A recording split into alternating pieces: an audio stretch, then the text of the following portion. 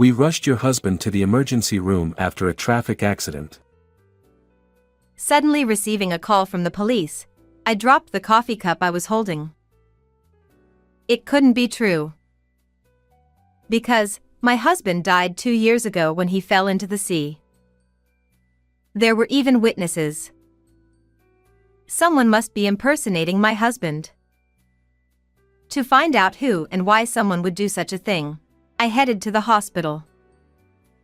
When I visited the emergency room, I saw the pale profile of a man lying on a bed. No way, this can't be happening. I almost cried out in shock and covered my mouth with my hand. Oh, honey. It was unmistakably my husband. I am Annabelle, a 32-year-old company employee. I am raising my 4-year-old daughter alone. My husband, Tony, was supposed to have died 2 years ago. I was told that he fell into the sea and lost his life while working overseas. When I first received the news, I hope it's a case of mistaken identity. I wished, but according to the police, there were witnesses, so I had to believe it. According to those who saw it, my husband jumped in to save someone who had fallen into the sea, and then he disappeared. At that time, sharks were also seen in the water, and it was believed that the person who fell into the sea and my husband were both eaten by the sharks. My husband was rather timid, and I was surprised that he had the courage to jump into the sea to save someone. The local police conducted multiple searches, but my husband was never found, and only his backpack was found floating in the sea. In his backpack, there were photos of me and our daughter, his wallet, and other items. Tony, who usually told me not to touch his backpack, might have been embarrassed to show that he kept our photos in it. Thinking this, my sorrow over losing my husband grew even deeper. Eventually, I had no choice but to put his backpack in the coffin as a substitute for him and held a formal funeral for closure. Why did you leave us? I was grieving the sudden loss, but I had my daughter left behind. At the time, my 2-year-old daughter didn't understand the meaning of her father's funeral and smiled while sitting on my lap. Her behavior brought tears to the attendees. Poor thing. She doesn't understand that her father has passed away. The venue was filled with whispers and sobbing. After the funeral, I faced my daughter with my best smile, determined not to cry in front of her anymore. And I decided to do my best at work and raising my child alone. 2 years passed. I got used to living without my husband, rushing every morning to get dressed and eat, and it became a routine to greet the smiling photo of my husband with, "Daddy, we're off." I took my daughter to daycare and headed to my office. My parents often told me to come back home, but I wanted to keep the promise I made to my husband before he went overseas. I'll raise our daughter well, even on my own. Since my husband's body was never found, he was legally considered missing, so I couldn't receive survivor's pension, making it financially difficult on my own. But I worked hard for my daughter's sake. Despite being only 4, my daughter helped me with folding laundry and putting away dishes, showing her consideration for me. Living with my kind and honest daughter was poor but very happy. Then one day, I received a sudden call from the police. We rushed your husband to the emergency room after a traffic accident. Huh? My husband died 2 years ago. What? The shock was so great that I dropped and broke the coffee cup I was holding. What is going on? Confused, I thought someone must be impersonating my husband. To find out who and why someone would do such a thing, I visited the hospital's emergency room, where I saw the pale profile of a man lying on a bed. No way, this can't be happening. I almost cried out in shock and covered my mouth with my hand. Oh, honey. It was unmistakably my husband. How can Tony, who was supposed to be dead, be here in America, alive? Even though I wanted to ask, he lay there unconscious. According to the police, my husband was riding a bicycle when he was hit from behind by a car. A nurse handed me his backpack as I stood there in shock. The backpack was very similar to the one I had placed in his coffin at the funeral. When I looked inside, there was a cell phone, and the home phone number in the address book was ours, which is why the police contacted me. When I opened the cell phone, I saw frequent messages exchanged with an unfamiliar woman. This woman might know about these past 2 years. I decided to call the number. I'm sorry to bother you, but do you know someone named Tony Garner? Who? I don't know anyone by that name. Why are you calling from this number? When I explained that I was using the cell phone of a man who was in a bicycle accident and carried a red and black backpack, the person on the other end of the line became quite agitated. What? This phone number belongs to my husband. He always carries a red and black backpack. But my husband's name is Andrew Diaz. Had he been living under a false name for the past 2 years? Moreover, the woman called him her husband. What is going on? I was increasingly confused. If he was alive, why hadn't he come back to me? Why was he with another woman? The more I thought about it, the less I understood. The woman said she would come to the hospital immediately. 30 minutes later, she arrived and clung to my husband's bedside, crying out, "Andrew, Andrew, hang in there." I watched in a daze. Her voice was so loud that a nurse came in and explained that he had undergone surgery for a complicated leg fracture and was still under anesthesia, so he wouldn't wake up for a while. I'm so glad you're safe. The woman, relieved, wiped her tears and then looked at me suspiciously. By the way, who are you? Are you a friend of his? I took a deep breath and looked back at her. Sorry, but that man is my husband. What? Don't joke about such things. I wish it were a joke. She stood up and approached me aggressively. We have a child together. How can you say such terrible things when he's unconscious? Get out. She grabbed my shoulders and tried to push me out of the room. From her earnest expression, I felt she knew nothing either. I'm shocked too. So please, calm down and listen to me. When I showed her a photo of our family taken 2 years ago, she was shocked and agitated, but she eventually calmed down and told me her story. Her name was Bella. A very beautiful, fair-skinned 24-year-old woman. Apparently, she met my husband on a ship during a heartbroken trip overseas after a college breakup. She was comforted by him and became attracted to him, and he confessed that he fell in love with her at first sight. But he never mentioned being married. Bella continued, looking very confused.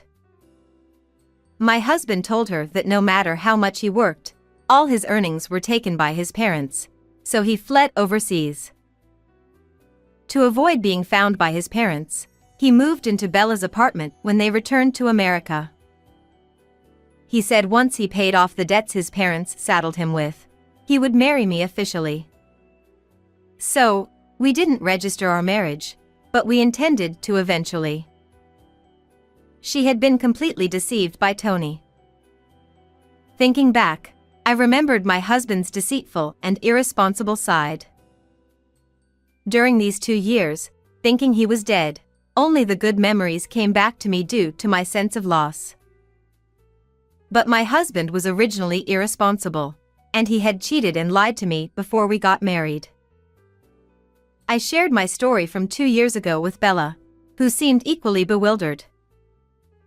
What on earth was he thinking? We looked at each other. I suddenly remembered and took out the notebook I had seen in his backpack. When I opened it, there was something unbelievable written inside. In the meeting room rather than my husband's hospital room, the nurse came to inform us. Your husband has woken up.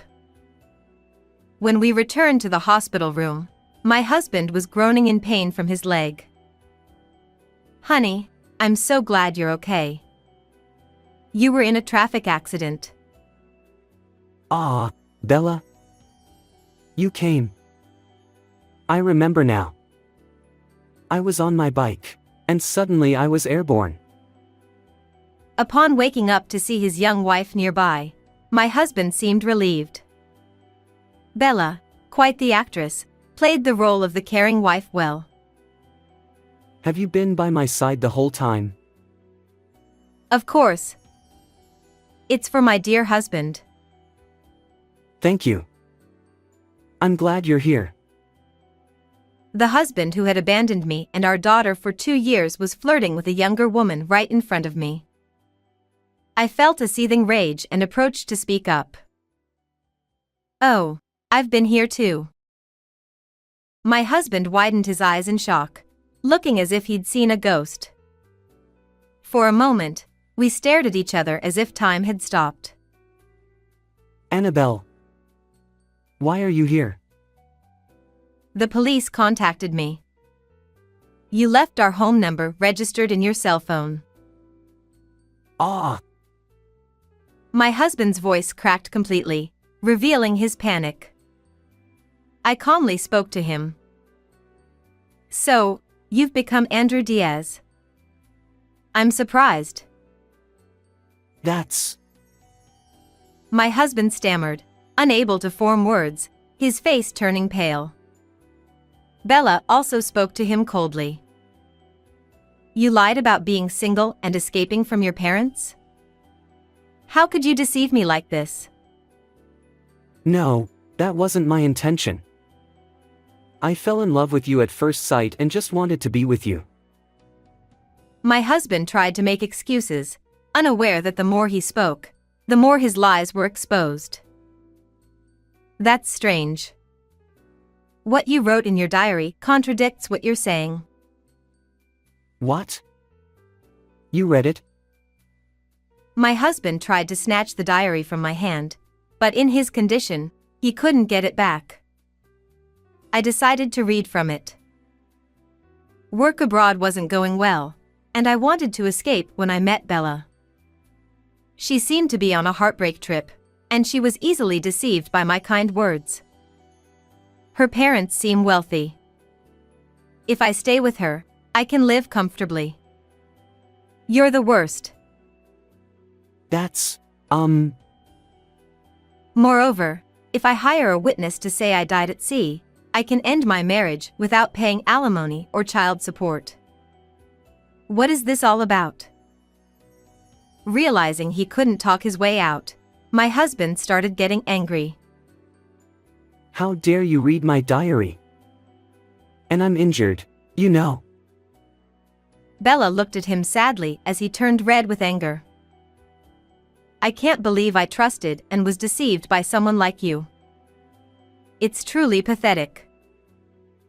I'm sorry. But I still want to be with you. I'll divorce my wife. At that moment, an older couple entered the hospital room. They were Bella's parents. Why are Bella's parents here? I called them. You always interfere. As my husband tried to insult me, Bella's parents began yelling at him.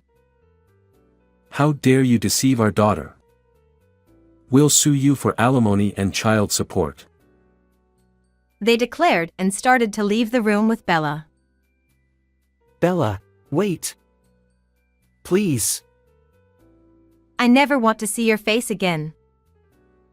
Despite my husband's pitiful cries, Bella and her parents left, slamming the door behind them.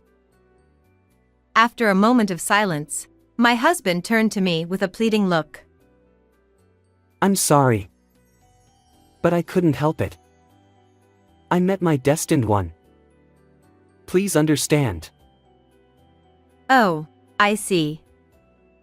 Given the circumstances, it can't be helped. Thinking he had convinced me, my husband brightened up and took my hand. I knew you'd understand. You're my wife after all. I'll come back to you. I'm sorry for the past 2 years. Yes, I was lonely. He seemed to think he had smoothly persuaded me. He stroked my hand and smirked. At that moment, Don't be ridiculous. Do you know what Annabelle has been through? I will never forgive you. Ha! Your parents too. And my parents? Why are they all here? in the sudden development of both sets of parents gathering in the hospital room, my husband was left gaping and wide-eyed. Everyone was furious, and it looked like they were about to pounce on him, bedridden as he was. Annabelle, I'm sorry. Let's start over.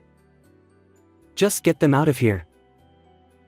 My husband, teary-eyed, pleaded for help, but I held back my urge to punch him and coldly told him, "The moment you abandoned me and our daughter, our ties were severed. Starting over is out of the question." Please don't say that. I'm injured and can't move. I need someone to help me. You brought this on yourself. We will proceed with the divorce. I will also claim alimony and child support. In reality, I had held a symbolic funeral for him 2 years ago, but we had kept our marriage on paper until the 7-year mark for a missing person declaration. Now, I could properly divorce him and cut all ties. No way. Also, I informed the police. The hired witness who claimed you died at sea will be caught too. You should prepare yourself. I feel sick. Call a doctor, not the police. Feigning weakness, he began to look pitiful. He had a habit of lying to escape when things didn't go his way. Take responsibility for your own mess. My father-in-law shouted at my husband. Even as he continued to look up at me with pleading eyes, I responded with a smile. Thank you for being alive. So, please make sure to pay the alimony and child support. Realizing there was no one left to save him, he covered himself with the blanket and started crying. After that, I officially divorced my husband. His parents paid $30,000 in alimony and $100,000 in child support up front. Bella also reported being deceived to the police. His parents also paid her for his alimony and child support. My husband was arrested and went to jail. When he gets out, he'll have to work hard to repay his parents, watched by strict relatives to prevent escape. It will take him a long time to repay his debts. I moved back to my parents' house and started living happily with my daughter. Now, every morning my daughter says, "Grandpa, Grandma, I'm off to school," and heads to daycare. To protect my daughter's smiling face as she grows, I will continue to do my best. How did you find this story? Please subscribe to my channel. See you in the next video.